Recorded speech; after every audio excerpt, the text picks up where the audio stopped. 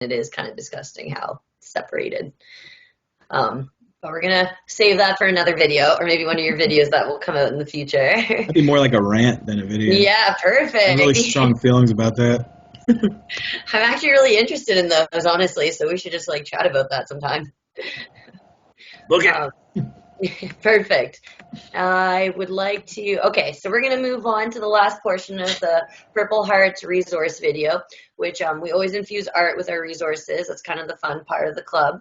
And seeing as me and Chris met through poetry, for the art portion of the video, we're going to briefly explain what poetry means to us in our lives and how it helped us through mental difficulties or as a form of expression. And Chris has agreed to read a poem to wrap it up too, and also give you a taste of what his poetry is like. And then I'll read something as well, and we'll let you know where you can find us. That's a big taste to get a taste of my poetry. Yeah, I'm all over the place. Like people are like, oh wow, that your poetry really hits me, and I'm like, which one? Because it's like, but it's very mental bipolar health poetry. Cool. Yeah. All right. So for me, poetry specifically, because I was never good at writing like short stories or anything like that.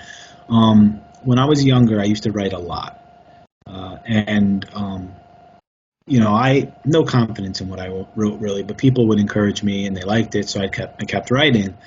And then I just kind of hit this, like, I don't know if it because I didn't make an effort to write a lot or I lost the muse, whatever it was. There's a large gap of my life where I didn't really write, where like I would like write a poem a year, and people are like, oh, that's great, you should write more. And I'm like, yeah, I should. And I just didn't. And then the last 2 years, just like they've been for many people, have been really rough. And specifically the last year, I went through a lot of major things in my life, and I started writing again.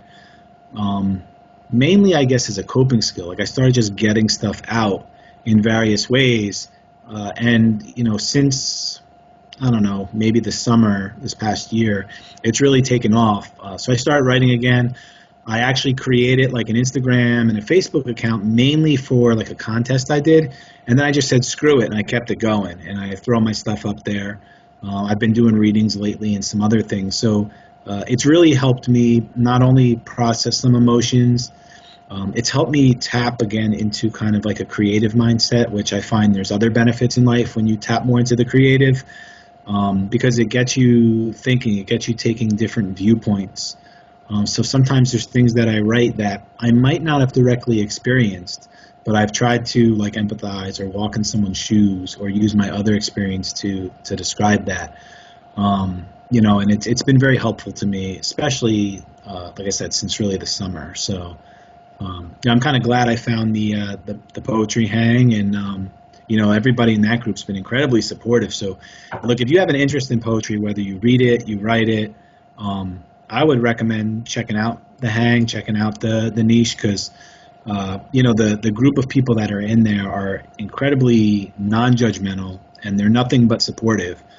I'm the type of person who thinks everything I write sucks, and you will never have somebody tell you what you write sucks. And it's funny that I have that opinion, because I'm also have the opinion of the arts that you might be doing it to convey information, or you might be doing it to send a specific message, but it doesn't have to. It can just be for you. Like nobody else ever has to see it. You can write down something, take it, throw it out, burn it, whatever you want to do. And art just is, right? Poetry just is. If I want to take a piece of paper and write an A on it and call it poetry, who are you to tell me that it's not? So that's why it's kind of hypocritical. I have this like idea that what I write is terrible, because like to me it doesn't matter if what you write is terrible. It's for you, right?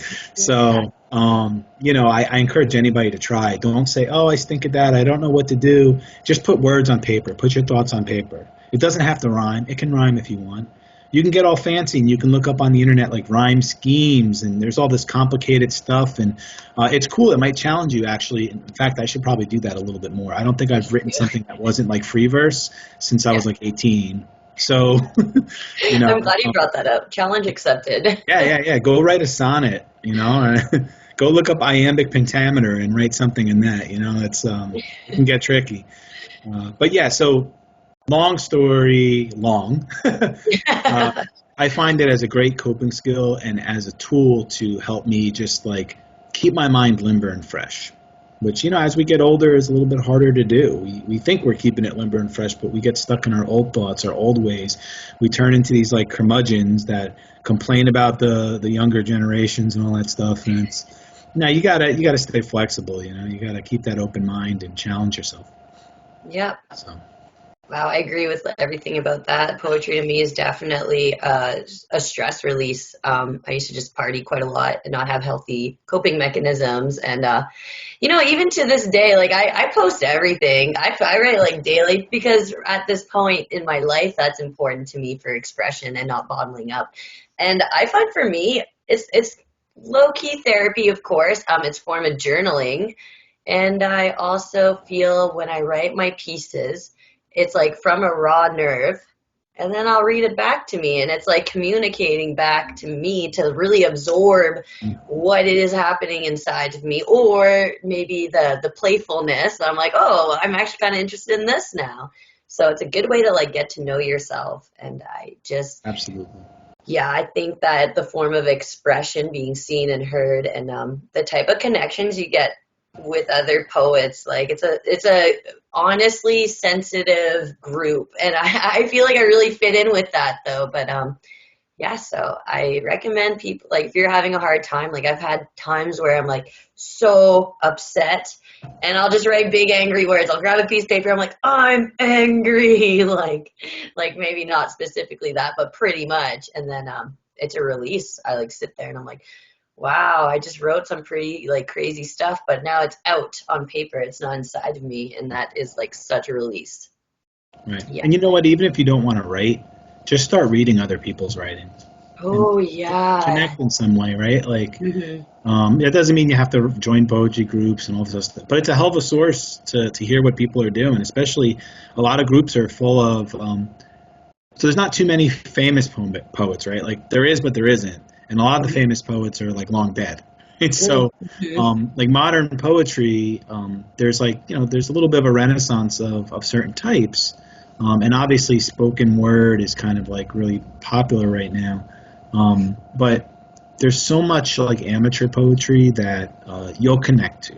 Like even if it's not by, classical standards, good poetry, it doesn't matter. If it makes you think, if it makes you feel, like, who cares? So, Yeah. head out into a group, fire up Instagram or something. There's actually some pretty famous poets right now that made their name on social media and Instagram. Yeah. So, I found a lot of them through that, where people are like, what's your favorite poet? And I'm like, like I'm finding all of my favorite ones so far. Like, I mean, even Charles Bukowski, like that was like Instagram, Facebook, and I was like, who's this well, guy that keeps talk about popping up? pain. Charles, always the hot topic. I also think the connection part. I've had pieces where I read and I'm like, yep. Like I didn't even know I actually felt 100% like that, but I do. And so it expands your consciousness to not be like the world is a really big place. And good or bad, there's a lot to learn. Yeah. So I think that we should end this session with our poems. Sure. Mine's really short. I've kind of picked a short, or wait, yeah, mine's decently short. I'm going to go first, though. Is that okay? Yeah, go for it. Hey, this is your show. I'm the guest. Let's see. So this one, I decided, and if you are interested in the Facebook poetry group, it's, strictly on Facebook, The Poetry Niche, and I'll put a link below. And then my Instagram handle for the poetry, my poetry, only on Instagram, is purple.poise poetry, if you are interested. So the piece that I'm going to be reading is called, where'd it go? There it is. Okay. This one's called The World Rewards the Brave Soldiers. People tell me they're strong, but can't even face themselves. They convince me that they're loyal, but how can you be if you don't pledge allegiance to the best version of self? People tell me they're exhausted of the passionless pit when they spend thousands of dollars just trying to stay in it. The contradictions keep piling up. The critical thinking lies dormant. I've been sitting for years on the same question. It keeps getting louder and I just can't seem to ignore it. especially when people tell me they know how to break free and that they know how to make it happen, but why then do they just not reach out and grab it? The only answer I've got after 3 years of taking a crack at it is that people get something out of it. And believe it or not, that means they think they deserve the suffering and some sort of punishment because somewhere along the way, something or someone buried a bit of their soul and convinced them that that's the way the outside world would want to have it. And I do believe when that happens, that people wait for some sort of hero to dig them out. So they sit, they twiddle their thumbs, and they settle for someone that sells them meaningless distractions. Because it is your responsibility to dig yourself out. It is your life path to show people how you overcome lessons. And from the inside out, I promise you, the world will reward the brave soldiers who break free, step in their power, and figure it out. That's it. Thank you. Thank you. I was going through everything. I'm like, I think that's the one I'm going to read for this particular segment. So excellent. Reading is always good. So. Yeah. All right. So, we had said that you'll have the links, once this is up and running. So for Know Your Why Recovery, it's the web, Instagram, Facebook, and YouTube right now. And then, for my poetry stuff, that's at C. Dorian Poetry on Instagram and Facebook. And I'm going to read a poem I wrote within the past week, I believe, called Broken. And it's broken with a question mark, although I didn't really say it that way. Broken? And I'm not a big I'm sorry? Sorry, I just because you didn't say it with a question mark, so I was trying to say it with a head tilt. Like, I feel like... Yeah.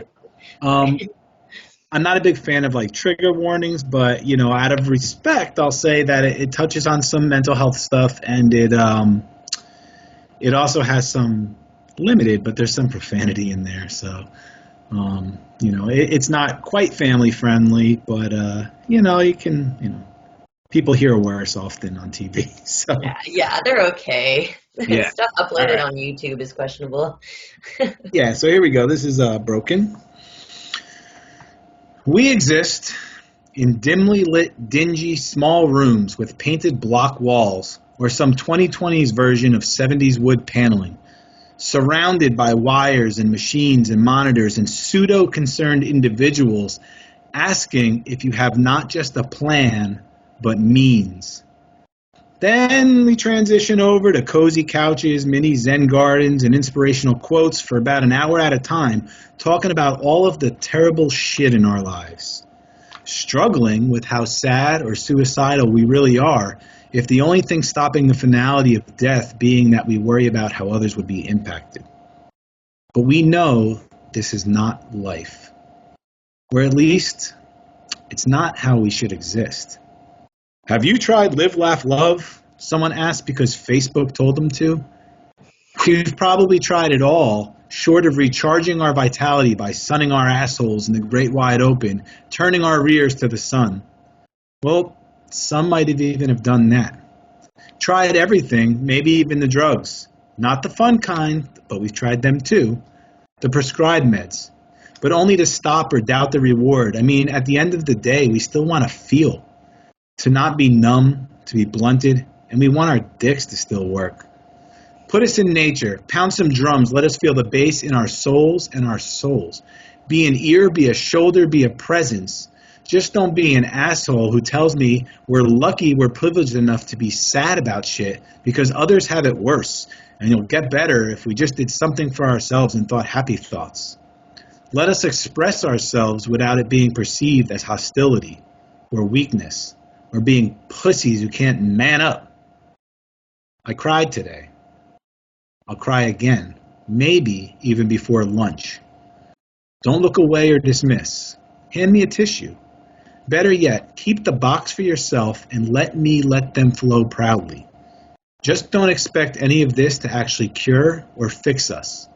We are not broken. We just aren't our best selves right now, but we're getting there. And if the product has some cracks in it, we embrace it. It gives us character. It gives us history. It gives us hope, because if we sealed them once before, we can again.